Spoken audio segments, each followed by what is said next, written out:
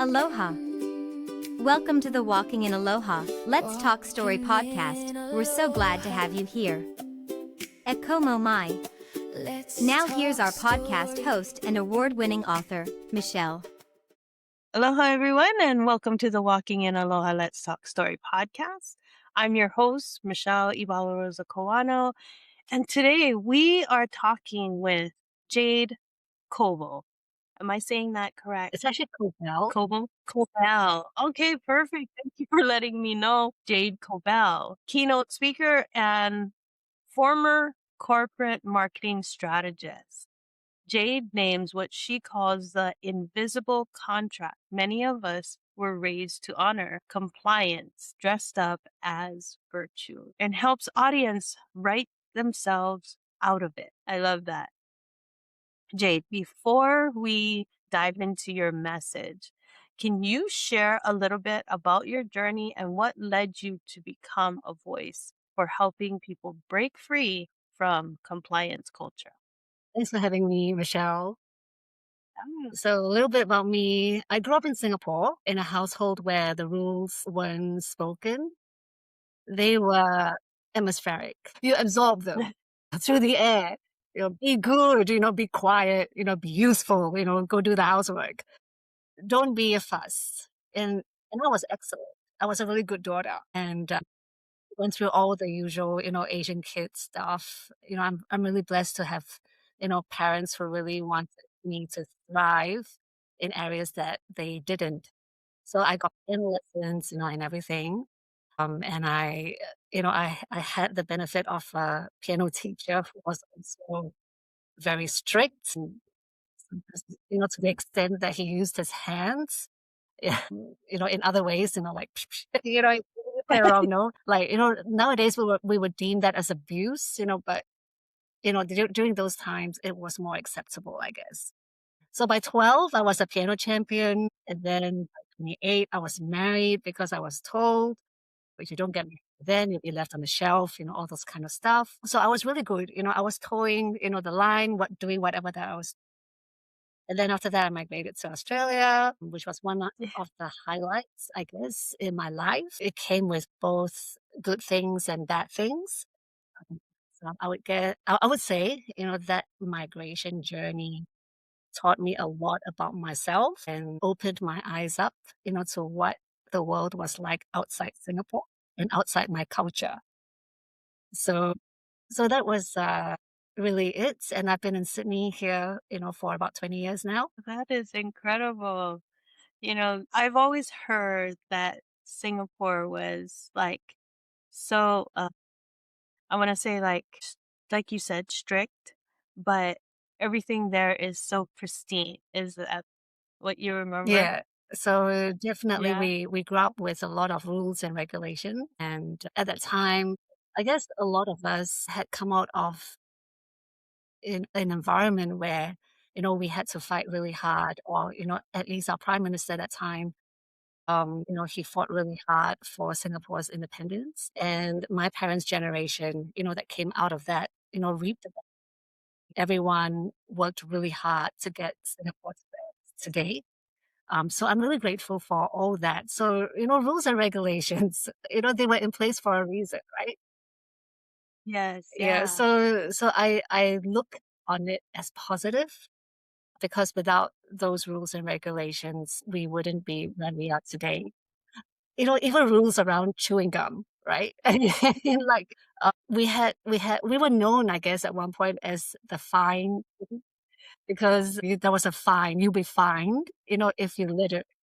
If you threw your litter anywhere else besides the bin, you would be fined if you chewed gum and basically just pasted your remnants, on the sides of bins or on the floor or on the sides of train doors. I mean, again, rules were there for a Right. reason. So Yeah. Yeah. So I've heard about that one, like how the rules were strict there and the things that you did. But then if you really think about it, it's good, yeah, right? It's good because people sometimes they cross those boundaries and you're like, why did you do that? Why do you do the things you do? But because of the rules and the disciplines that they had there in Singapore, it actually made it better for everyone else and not just like, we can do whatever we Yeah. want, you know? Yeah.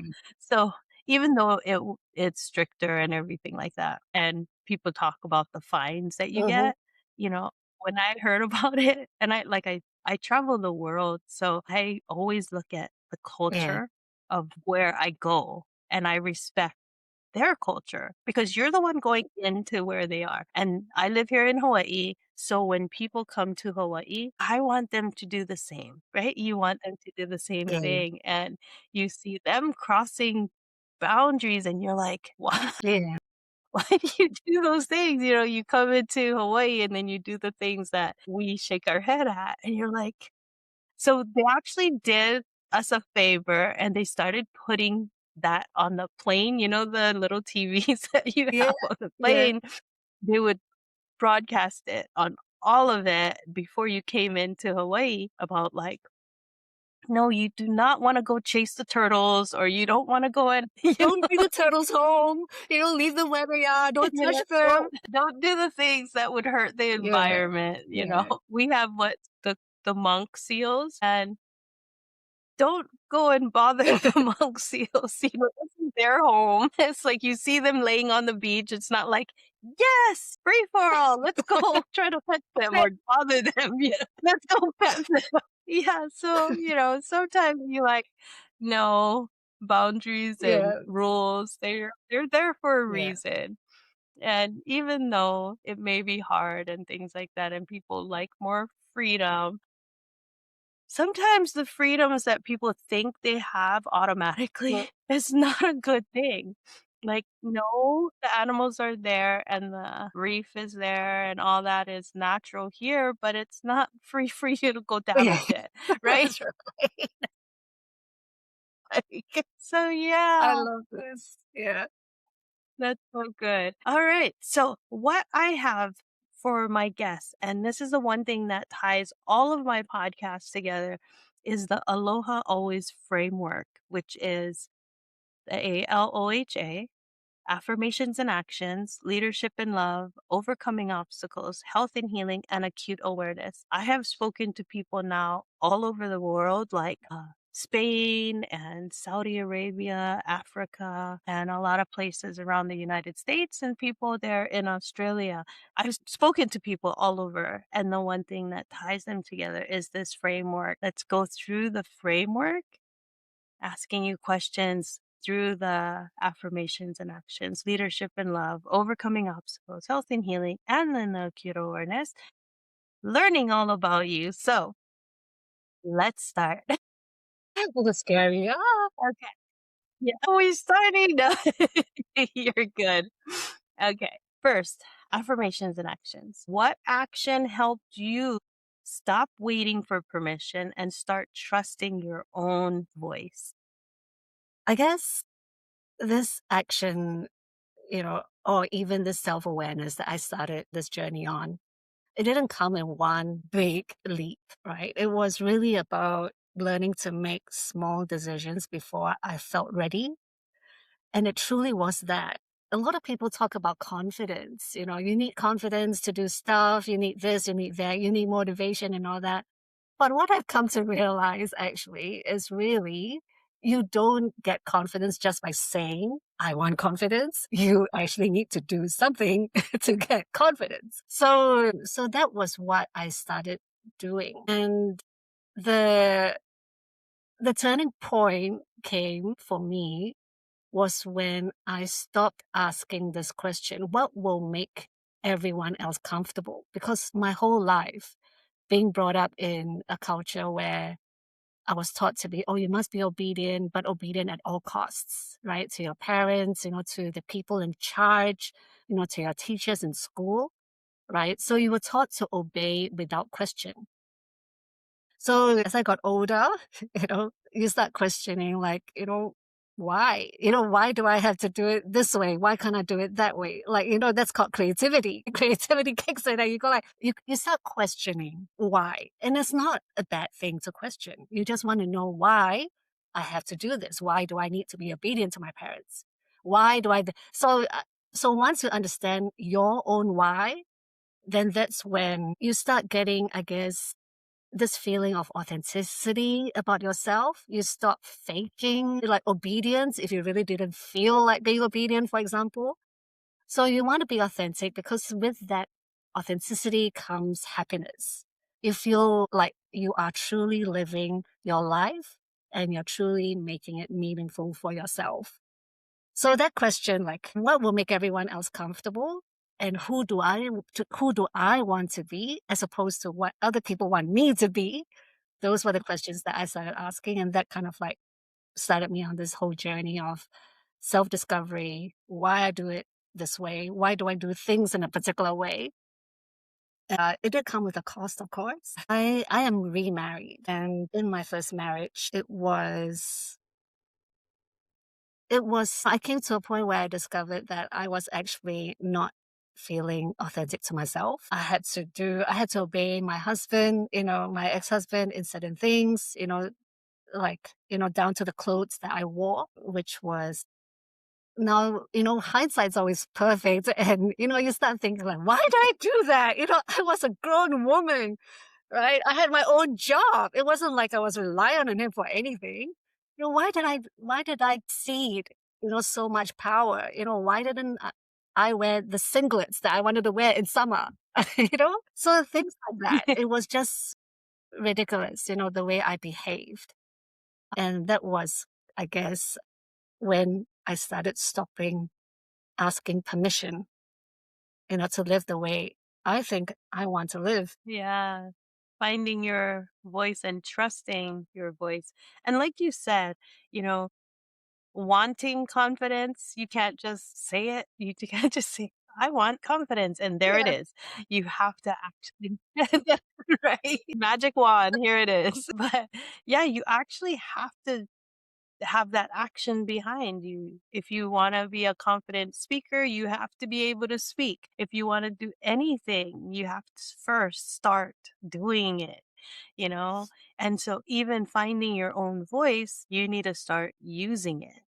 And if you're holding back, or because of your culture, or because, like you said, your marriage, and you're always holding back, how are you ever supposed to get confident in using your own voice when you're so stifled all the time, right?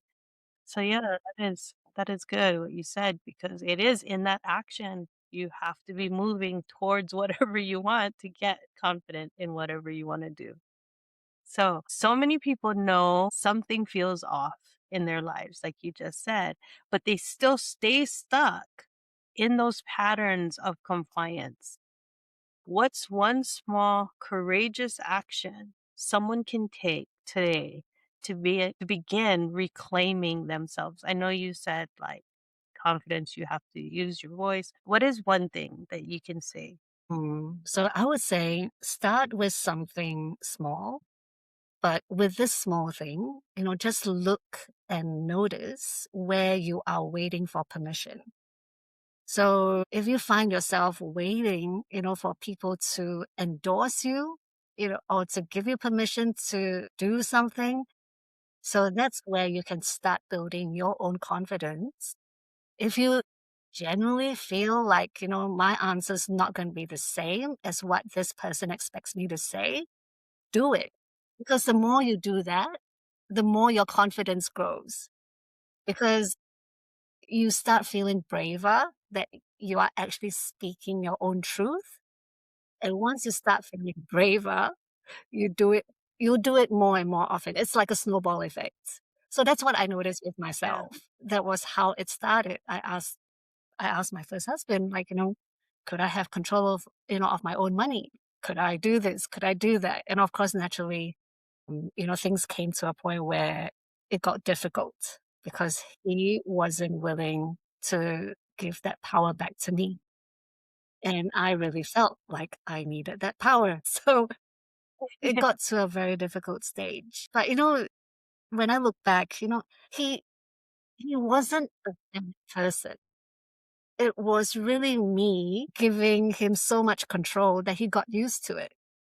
And asking for control back to myself was difficult for him. So I do feel Right. that, I was as much, I had a part to play in that as much as he did. Like I Yeah. said, hindsight's always perfect. So, but at the time, that struggle was real. So, Yeah. No, I always talk about that too, where you literally start pressing the mute button on yourself first. It's not the other person. You just start giving them so much and you start quieting yourself so much, then you're like, wait, I'm relinquishing all this power to you. I want some of that back because now I'm feeling like I don't even have myself anymore. Then they're like, wait, wait, wait. what do you mean you want that back? Yeah, what do you mean? That's why you gave it to me. Now you want it back? It doesn't work that way. Yes, yeah, that's what I mean. It's like, and then you're like, wait, but I gave it to you. You should just give it back, know? You know, but yeah, it's actually like how we say, right? Hindsight is perfect, right?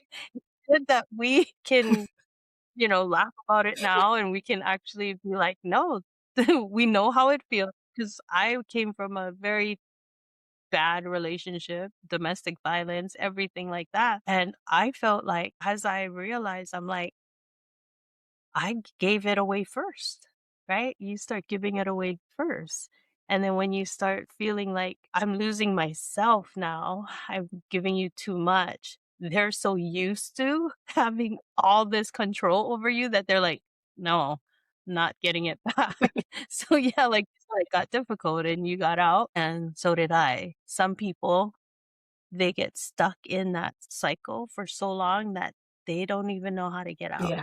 So I'm glad. I thank God that, you're where you are now and so am I. So it is that is so good because that rolls right into the L, which is leadership and love. For me, I had to learn to love myself enough to lead myself out of that situation.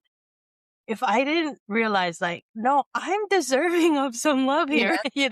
I deserve something. I don't deserve all this mess that I'm in. That is when I was strong enough to lead myself out and escape. So I did have to escape that. But leadership and love. So how can leaders create spaces where people feel safe to think, speak, play, and innovate? The thing that keeps coming to my mind is this word play. And Mhm. play, playing as a kid, playing as a child, growing up, making mistakes, and laughing, and just redoing everything all over again. I think that's something that we are truly missing today. And my background is in corporate before I left corporate for personal reasons. I felt like a lot of people say they know that play is the key, to a more productive workplace. It's, when people are happier, they become more creative, they become more productive. And that's exactly what I'm trying to create for future leaders in the corporate space. Because coming from the corporate space, even though I hear this spoken about a lot, people saying that, yes, we want to do this. Yes, we want to do this. Let's have more ping pong tables. Let's have fun Fridays. Let's have, after drinks Friday. But I feel that that's actually not the true meaning of it. I think the true meaning of play is in the doing. Like even when you're working, the jobs that you've been given to do, the tasks, right? Like just going to, with that play spirit. So you find joy in the doing and not the done. The joy doesn't come as a reward. It doesn't come as, oh, let's go for, happy Friday drinks. It's really just coming to work every day and just feeling joyful because you have a good team and you have a great leader who allows you to do that. And they don't have to say it. They have to do it. They will exhibit that permission, right? For you to be fully yourself and playful out in your job. Mhm. Right? They don't have to say it. They will act it. They will lead by example. So I feel leaders, they definitely can help their people and their teams by truly exhibiting the spirit of play. That is so good. Because yes, I'm a creative, I want to say. That's what I feel like I was born as, as a creative. We all are. So I'm a Christian, and I always say that we are created by the Creator to be creatives. And in that, like you said, if you brought that into everything you did, into your job, it's not in the done, right? It's not like, yay, it's Friday, the week is over. Great, now we can be happy. What happened Monday, Tuesday, Wednesday, Thursday? Oh, look, someone's enjoying the drinks. It's okay. We'll play ping pong. Right. It's like, what happened to the rest of the week? But if you went from Sunday into Monday and you're like, yes, I'm going to work, I can't wait, right? There's a different sense of being. Exactly. And I think you're right, that people should be more with that mindset of going into the job with that joy, knowing that this is what I want to do. And it's like by Friday, they're like, oh, the week is over. We get to celebrate it. Yes, but I enjoyed the whole week that I'm like, I can't wait till Monday again. Right. Those Yeah. kind of things. That would be so much Yeah. better. I hear it so often that people dread going to work and they wait for their Yeah. weekends, right? You wait, Exactly. and it's like the weekend is the only time they can be happy and celebrate and whatever. But it's like, you're right. If it changed, if leaders looked at it in a different way, that would be so much better for everyone. Productivity everywhere would increase. And there's companies that actually do that where they're set up that way, where like they have their nap places they can go to sleep when they need to, those Yeah. things. They have places where they're like, I need to defrag for a little while. So they go and they enjoy themselves like right within the work day, Yeah. right? So it's totally different. And those companies, they do Yeah. excel. So you talk about compliance being disguised as virtue. And that to me, I'm like, I can see how that is, right? People think that's virtuous and I'm doing what I'm supposed to do. How can leaders recognize when they are unintentionally rewarding obedience over authenticity? So the first thing leaders need to understand is that compliance is often mistaken for culture. When everyone agrees with you, delivers exactly what you asked for, and never challenges decisions, right? And everyone just wants to avoid the difficult conversations because they just want to come in, do their 9 to 6, 9 to 7, whatever, right? And then just go home. It can feel like you built a high performing team. This is great. I go into a meeting and, and then we're discussing, this thing. And then everyone goes like, yep, yep, yep, and then one or two of them might have a question or whatever, but then we kind of like, yes, no problem, blah, blah. And then everyone else goes like, yep, yep, yep. And nobody actually comes in to say, what if we were to do it this way? What if, we were to do it that way, right? How would that look like? I think when you have too many people who agree with what you say, you have to really take a step back and ask yourself, are you building a high performing team who says yes, or a high performing team, that would give back to you in creative thinking? So I know of another speaker, who is a proponent of asking questions. Always like asking questions. Just keep asking questions. Why are you doing this? Why are you doing that? Of course, you can't keep doing that to the other extreme where no work gets done, right? But I think just having that implicit permission, to question, why do we have to do it this way? Could we do it in another way? And be fully authentic and free to raise those questions.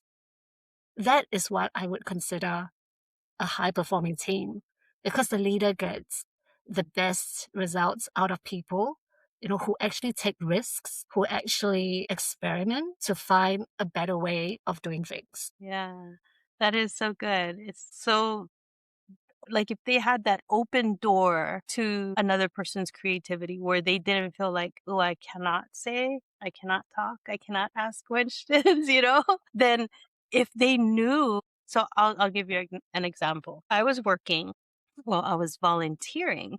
I was volunteering at this crisis pregnancy center, and I'm volunteering and I'm doing my part, right?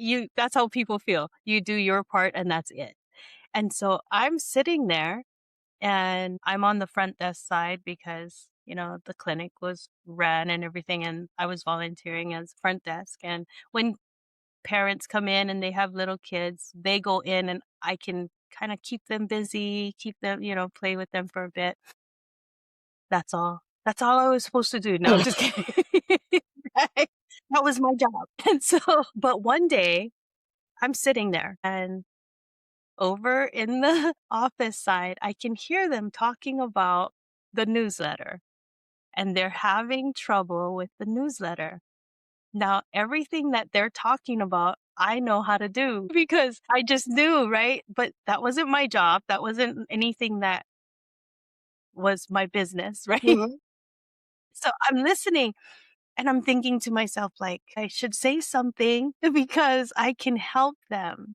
And in that sense, I was like, I cannot just sit here and stay quiet and they're struggling. So I'm like, excuse me, and now this was like the director of the center because she was there trying to now help this person who was on the computer. They couldn't figure it out. And then I'm like, not that I was like eavesdropping or anything like that, but I overheard you say this and I think I can help you. And they're like, what? Why are you over there? Come around, come on this side, because it was like one of those just cut out window kind of things where I could hear, right? And they're like, come around, come over here. And as soon as I got there, I'm like, oh yeah. So what's happening is this, and that. And then they're like, my goodness, we were struggling all this time. And I said, yeah, I know, I heard you. And that's why I wanted to say something. And then I went from volunteering to actually getting a paid position as their administrative assistant. So they're like, and so that kind of thing, right? That kind of thing. If people are so like shut down and they don't want to say, they don't want to open up and be creative enough to ask questions or give their input, you would never know what somebody has inside of them that they know from, their experiences or whatever that can help you out. Mhm. So yeah, if leaders would just be more open to the questions, more open to those creative ideas that other people have, you could open doors that you don't even know exist. Yeah. Right. That is so good. I love it. I love that. And that is all in the authenticity because I was being completely authentic of where I am and what I can do for you. Mhm. And Yeah, and I know that creative. I'm here to do Yeah. this, right? Creative curiosity, right? Drove you to ask them, those questions, hey, what, how can I help? Because I think I could. So that's, Yes. yeah, Yeah. that's amazing. And the one thing that the director told me, it was funny. They're like, no, we can always get another volunteer to help with the kids outside. We need you here.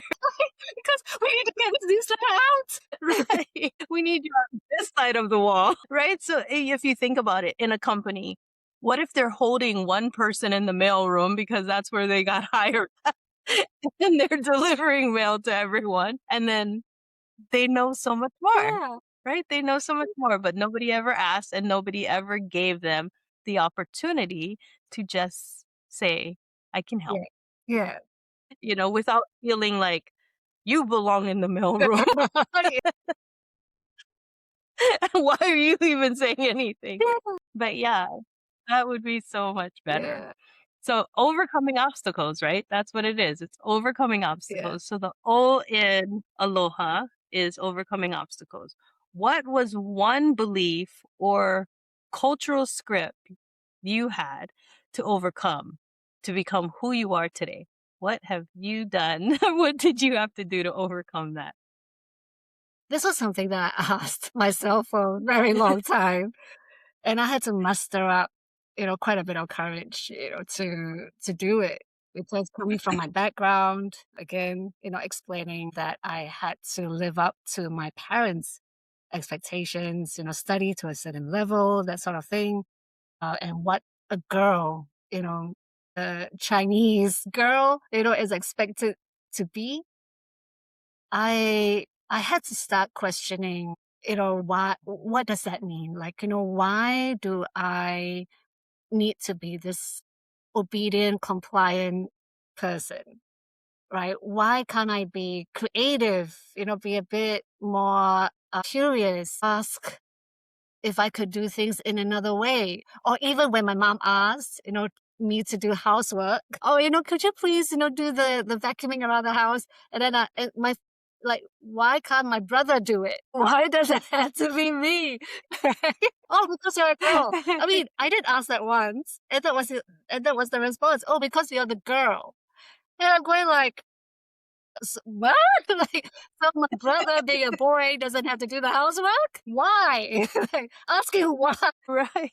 So that belief that I had to overcome was that compliance, always having to be compliant to my mom. So on hindsight, if I had refused to pick up that vacuum cleaner, right, who would have done it?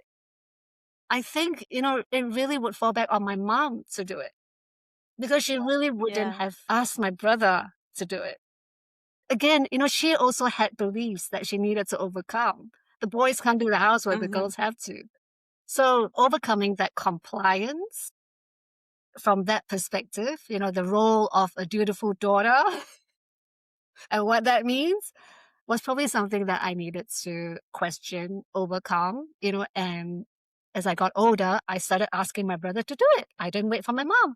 So could you please do the housework because I don't want to do it? So that kind of like, again, it would also boil down to, keeping the peace in the house, right? Just do as you're told, keep the peace, don't kick up a fuss, right? All the good things, that compliance is meant to be. It's a virtue, right? Keep quiet, don't raise your voice, do as you're told. So feel that we can question that and ask, why do we need to do this? Like if I wanted to do the housework because I wanted to help my mom alleviate her workload, then that's a different matter, right? But I didn't want to do it just because I'm a girl. Yeah, that's different. Like, can't he pick up the vacuum the same way I can pick up a vacuum?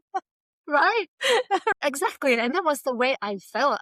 Inside me, I constantly had this voice. Why? Why did I have to do this just because I'm a girl? Because that's what I've always been told. Oh, you got to do this because you're a girl. And then what? He only has to study, and do what?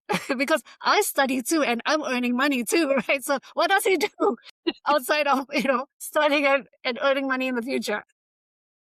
Yeah, that's so true. I grew up in a family where there was 4 girls and 2 boys. And my dad wanted boys, of course. The dads always want boys, but he had 4 girls before he even had 1 boy, right? So when when my brother came along, it was like, golden child.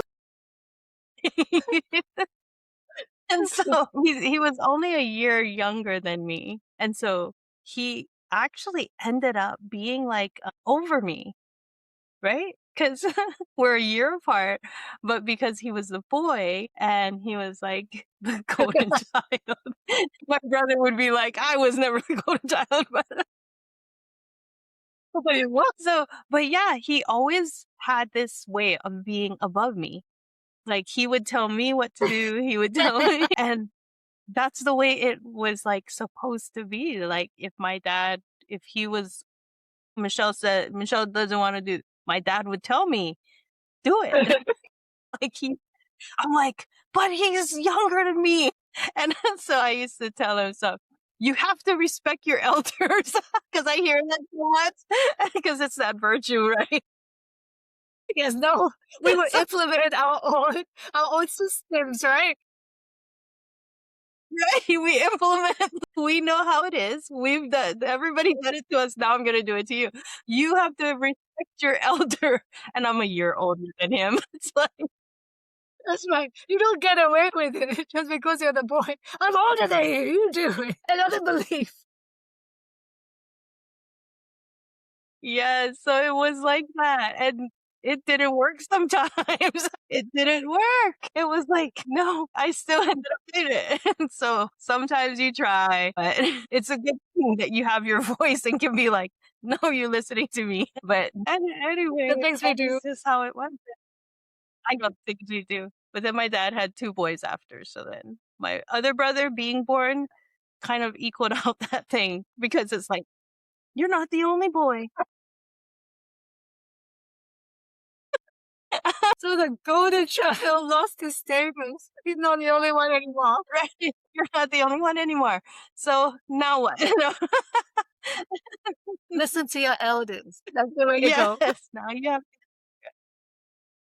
God, But this is so yeah, good. that's so funny how that works.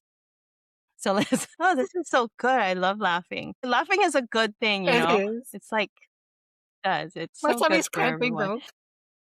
It was like, oh, whew, okay. All right, let's finish out the O. Fear of judgment. Yeah. So the fear of judgment, it keeps people silent. Like I was afraid to be judged by the director and everyone else in the center. So I was like, no, I don't want to say.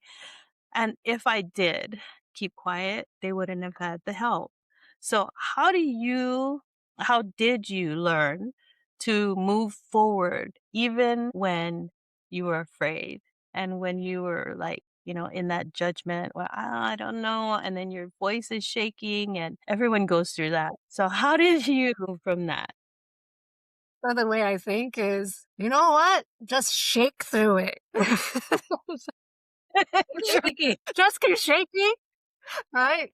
And just do it. I can't I can't say too much about this fear, of judgment because I go through it all the time. Every time, all the time. No matter what people think I've achieved, no matter what people think, that I'm good at, you know, th- and something that you would know as well. There's a lot of work, that goes into speaking, for example. A lot of work. People don't see, the hours of memorizing, the hours of rehearsing, the hours of thinking through, how exactly to deliver your message in a way, that would help drive your message.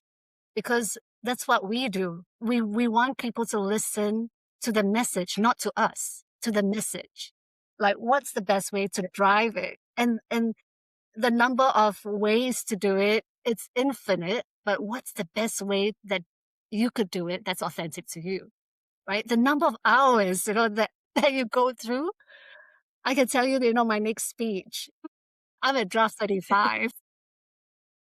And it's not the fear of judgment that drives that, right? It's, I guess, the fear of not being able to make a message land in the way you want it to land for people so that they can get, the maximized benefit, out of my experience, learn from my experience. Not that I'm a great teacher, but if there's anything that you can take, right, from what I'm going through that might help you, that's what we all drive towards as speakers. How do we deliver this in a way that people can understand? It's simple, right? And makes them feel and shift something in them, right? So that fear of judgment, right, will always be there, right? The bravest people, they would always have a fear. It's just that they manage to conceal it better than most.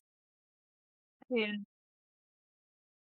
To that question about how do you overcome it, I guess just keep doing things that scare you. When I left my first marriage, I was scared. I didn't know what was going to happen, but I knew it was something that I needed to do. Otherwise, I wasn't living authentically, and I was starting to be really unhappy. And when I started speaking the same thing, I didn't know, that I could do it until I did it. The thought was planted, but if you don't act on it, if you don't act on the thoughts that have been planted, could I do this? You'll be like, you'll be wondering your whole life. If you don't do it, you'll be wondering your whole life. So even if you feel scared, just do it. Yes. That's really the simple That answer. is so good. Well, I always say, like, give God the messy yeses. That's how I always tell me, like as if I'm talking to myself, right? That's what I tell myself, is that just do it messy, you know? Richmond Din, he always says messy is sexy or something like that, right? That's right. He has the best phrases. Right. And sometimes that's all we have to do. We have to do it messy. Just do it, because it is in that action that you get better at what you're doing. I study with, and I've gone to her retreats. And so it's like knowing Lisa Nichols personally, things like that. Those are so good. But they always tell you, don't compare my 200th shot to your second shot, or, that kind of stuff, because you need to take the action. You need to do those shots in order to get, Michael Jordan good kind of thing. So you can't like compare yourself and feel like, oh no, I'm afraid I'm going to be judged. They felt that too. They felt that too at one time or another before they became who they are. Everybody starts somewhere. So just start. Like you said, just do Just it. do it. Do it. Yeah. Shaky.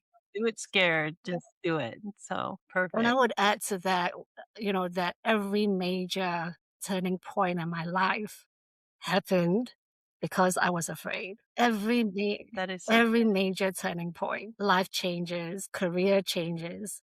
And I'll say at this point, like, the reason why I had to leave my my corporate career was because my parents are not well, and I needed flexibility to travel more.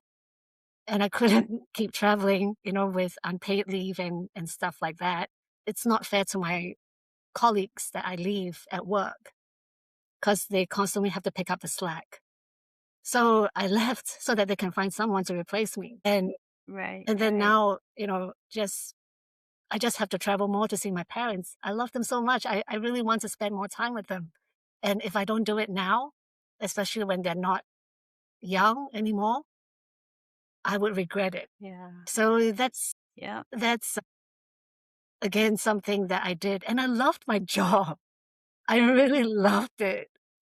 And leaving it took a lot of thinking, and I was scared because would I find such a good job again? That was again a big fear that I had, but I did it anyway, and I found speaking by accident, coaching by accident, right? Everything that I've ever done, right, is born out of fear, and then new doors open. And then you just have to do it. You cannot just shake like a Yeah. leaf and stand there. You just have to do it. That is so good, because your parents is your priority. And that's one thing people forget, is where are your priorities, right? Where are your priorities? Is it to this job that they have no real connection with you outside of the workplace, right? Your parents, that's your life. And it's like, that is your priority.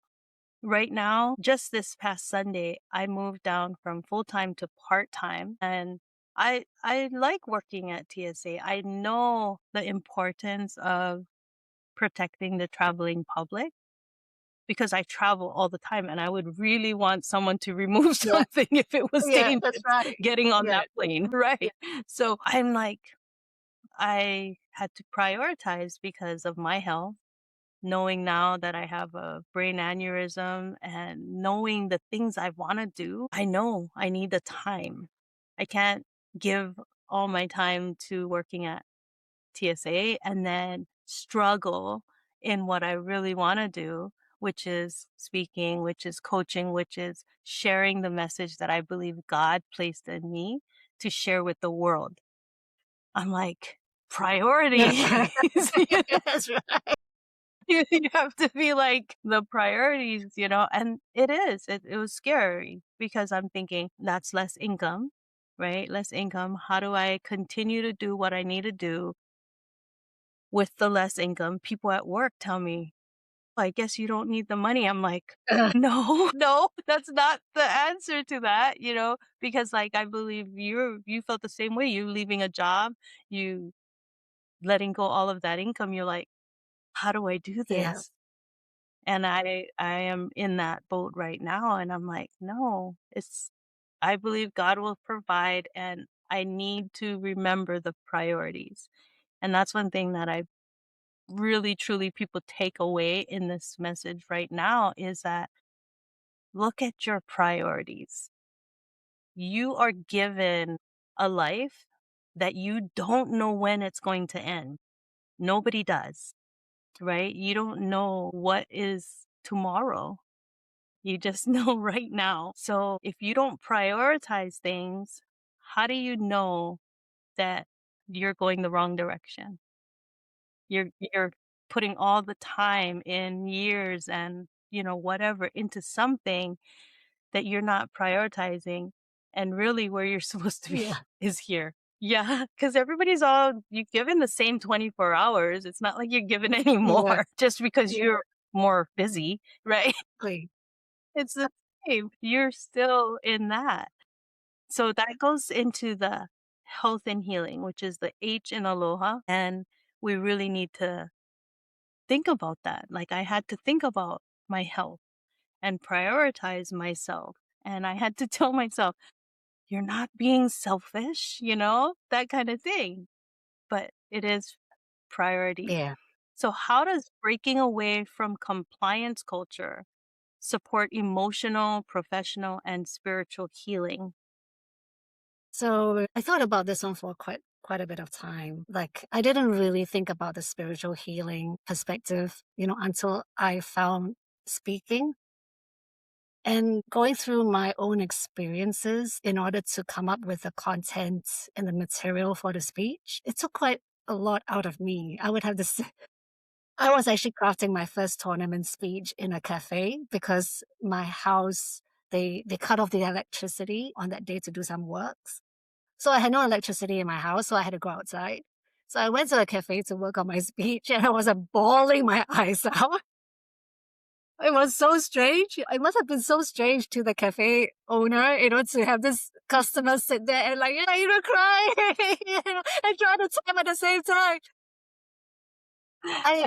The funny thing is I thought I had healed, from my experiences, but just coming up with that speech or even coming up with any speech and just thinking back on your lived experiences, as the material, that was actually very therapeutic. It was surprisingly therapeutic. And I guess that's one way that I broke away from compliance culture, right? Because, I was expected to go down the corporate route and just, be a corporate person right to the end of my working life. And I broke away from it, found speaking. It was healing unexpectedly. And as I write and I get my stories out more, I cry less, right? Because I feel like, okay, and I'm getting my story out there. I'm healing myself. And at the same time, I get people who message me after my speech to tell me that they went through the same thing. Their mothers went through the same thing. They saw it all happening, right? Like I feel happy that I'm able to bring them, some healing in, from that perspective too.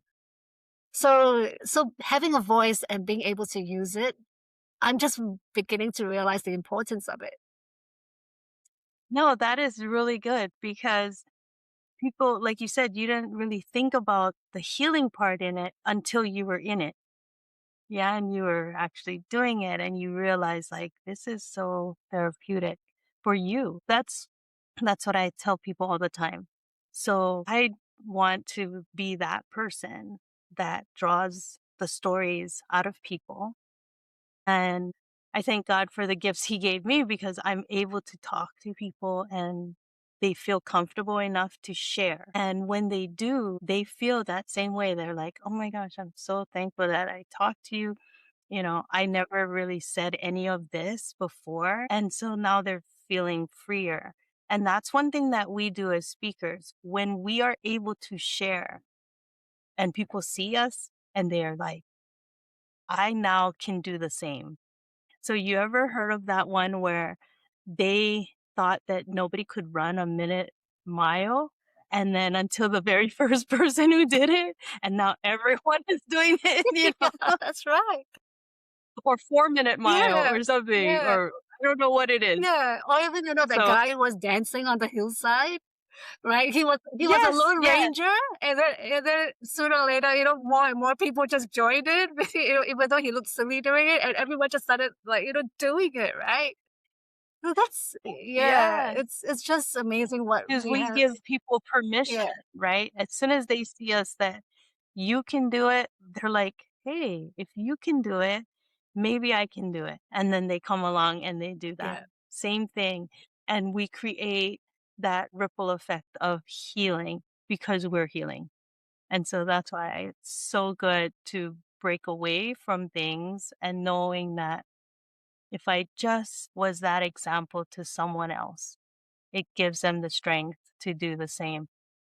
Coming from domestic violence, I feel like now if I don't share what I went through, not just the where I am now, I got to share what I went through oh, in order for them to understand like you're here now and you're speaking up when you were once hiding in a closet. How did that happen? mm, that's Right? right. And it's like if I can do that, you can do that too. And that's what they see. And that's why it's so important for people to share their experiences and share their stories so that people can do the same. That is so good. I love that you did say you didn't know how healing it was going to be because people don't realize that until you're in Yeah, it. You have to be going through the motion in order to get yeah. to the other side. So, your upcoming work on play as a high performance practice is absolutely fascinating. I just love that. I love the play part as a creative. I love Me it. too. You don't know how much I right? We're like, yes. Why do you believe joy and play are actually essential to healing and sustainable success? So play unlocks creativity because when you are doing things without fear of judgment, when you're doing things with permission to make mistakes, when you're doing things out of the joy of it, I think that's when you are at your peak performance. That's when you're the most productive, and when you see the work that you're doing come to life, that gives you that joy. I feel, that deep-seated joy, not just a surface joy. That, oh yeah, I'm going to get promoted. Oh yeah, I'm going to get a bonus. No, it's not that, right? It's really just knowing that, oh, I had a lot of fun doing this. I had a lot of fun.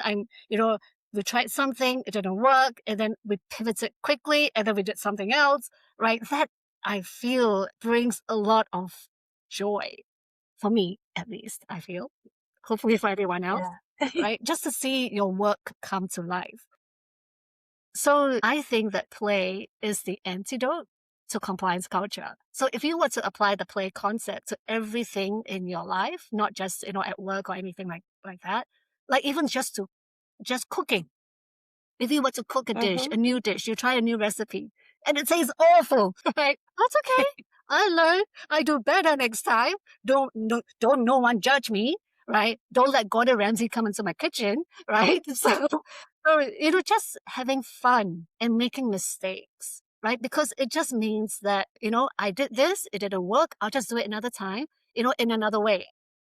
And because you are not in a fear state of being judged, right? You are free to come to it with another solution.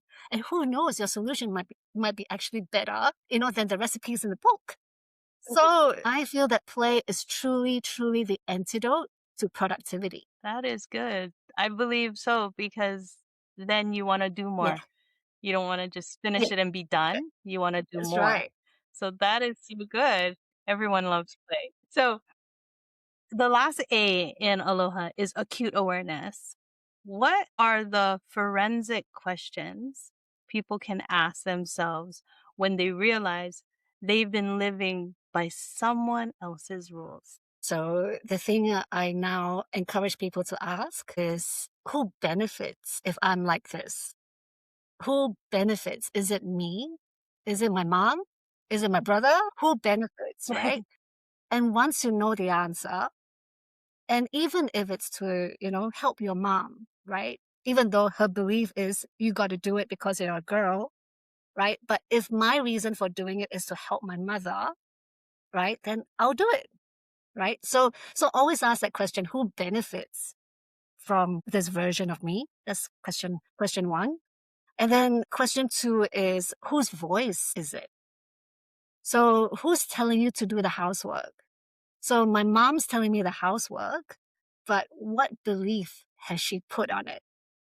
It's a 2,000-year-old belief, that girls have to do the housework because, you support the house. That's virtuous for girls, right? So whose voice is it? And once you understand that, you can still do it because you want to help your mother, but just understand why she said it.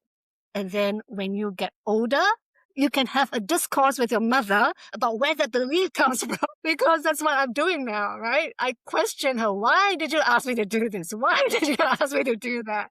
Right? And it's always very interesting. But my mom is so open, to everything that I've learned in my life. She absorbs it and she's applying it to hers too. Now she's questioning my dad. Why did you make me do this? Right? So stir the pot. Whose voice is it? And then number three, try to understand and ask yourself, what have I stopped reaching for? Because you've been told to be small, you've been told to play at this level. Ask yourself, what have you stopped striving for? Who do you want to be? In other words, and are you there yet? And what else are you going to do to get there if you're not there? Yeah, that is so good. Asking yourself those questions, answering it for yourself, because it's in that questioning that you grow. You can't grow if you're not asking any questions. You just stay the same. So it is so good to be like, yeah, ask yourself all these, whose voice am I listening to? Because like you said, you could hear your mom's voice, but you could also hear your own voice and saying, if I don't do it, mom's going to have to do it. I want to help her out. So I'm going to do it. And now it's different. Now you're not doing it just because she says so and that you're the girl. Like, girls have to do housework, boys get up I straight. know, No way, Jose. right? That doesn't work because it doesn't work in your mind. You're like, no, that doesn't make any sense. But when you think about it in the way where you're like, I don't want to burden my mom. She's going to have to do now more work just because I don't want to. Then you're like, no, that's not Yeah, fair. I'm going to go do it yeah. anyway. So, yeah, it's so good. That is so good to ask yourself those questions. So, how can people tell the difference between honoring wisdom from their past and remaining trapped by old conditioning and inherited expectations? So the thing to always ask again is, does this belief expand me or does it shrink me? Does it expand me to my fullest potential so that I can be of the greatest use to humanity? Or does it shrink me into a box where I just perform this role and I have no creativity and no permission to be more than what I could be? So it's the same as, Right. you working at the women's shelter, and look and chancing upon an opportunity to be bigger. And you took it, you asked and you got it. So it's that belief that we need to always ask ourselves, like, does it shrink me or can I be more? Yeah, that is so good. Like people, they get stuck. They get stuck in that place. And sometimes I see people, even in my job now, where they're going through the motions, but you see it on their face that they don't even like being there. You're like, well, you've been here so long, and they're like, they're miserable. Right? So you don't want to get stuck in that. You want to be able to be like, is this increasing me? Is it making me more of a better person? Or is this actually depleting my life and all my hours and time is going Yeah. by? Because if why would you do that? You're constantly in that job doing all these things and you hate it. But you only get 24 hours in a day. Now you just threw away 8, 9 hours of your day because they didn't even want to be there. Can I just say, Michelle, I just finished watching this Netflix series, and it's called Legend. And it's about, a TSA type person, right? Who discovers his inner superpower, like he could be a spy rather than just checking suitcases. And then he goes on, he expands. He's a really good undercover agent. It's a prime example of how, don't let your belief that you can only be this thing, right, keep you there. If you feel like you can be bigger, go for it. Do something different. Just do it. Yes, yeah, that is so good. Everybody should be in that mindset where I don't have to stay here. There is more. I just need to take that action, make that move, and do it. Do it scared, do it messy, do it whatever, just do And it. have fun. Right? And have fun. Yeah, Yeah. right. Have fun along the way because you're not promised tomorrow. You're surely not. And so it's like if you just took that to heart and be like, you know what? I want to prioritize myself. I want to grow in all of my experiences and I want to keep moving. I want to be like how you said, expand. I want to expand myself. I don't want to keep shrinking myself for everyone else around me. No, that's kind of wasting your life. Exactly. I mean, put it simple, right? It's very wasting. You're wasting your life. So when people hear your story, when they hear this message, what do you hope they finally give themselves permission to do? I really hope they give themselves permission to be fully themselves. Fully themselves. So do the things, ask the questions, don't do things where you feel like you need to make another person comfortable. Of course, if you care for that person, you want the person to be comfortable, but by all means do it. Do what you think is right, right? But be aware of why you're doing it. Be authentic, because the more you repress your true self, it will just explode one day. It will just explode, and and then people leave marriages, and everything because they've been repressing themselves, right? So give yourself permission to be fully yourself and become your own permission. You don't need permission from anyone else. Yes, that is so good. I am now a human rights consultant, and in Article 19 of the Declaration, the Universal Human Rights, which is agreed upon by like 193 countries around the world, it is the freedom of expression. And you don't need permission, you don't need to wait. It is a right that you were born with. So there's so many people out in the world that are waiting for permission when you don't need permission to be expressive. You can express yourself and know full on that this is my born right as a human being. I have this right, and there is no one that can take it from you. So the freedom of expression is that freedom, that creativity, that voice, everything that you just spoke about today, which is so good. We can now know and fully stand on the fact that it is a right. That's It right. is a right. So, mahalo, Jade, for sharing your wisdom, your heart, and humor. I loved it. I love laughing with you and the truth with us today. because your message reminds us that becoming our own permission is not rebellion, it is restoration. It is what we need to give back to ourselves in order for us to expand and grow. So, Ohana, listeners, keep walking in aloha, keep using your voice, and remember that you were created by the Creator to be a creative. So, express yourself because your time is now. Jade, thank you so much for being on here. Can you tell our audience, like, how can they keep in touch with you? How can they follow you? I've got a Facebook page under Jade Kobel, so they can look for me there. It's my primary way of keeping in contact at this point. So maybe just there for now. Yeah, perfect. Thank you so much. Is there anything, last words that you want to share with our audience? God, I mean, I just feel like this has been so much fun, Michelle. This is such a great thing that you're doing, for all of us, the speakers on your podcast and for your listeners. So thank you so much, Michelle. This is a great platform. Thank you so much for having me. You're welcome. All right, everyone.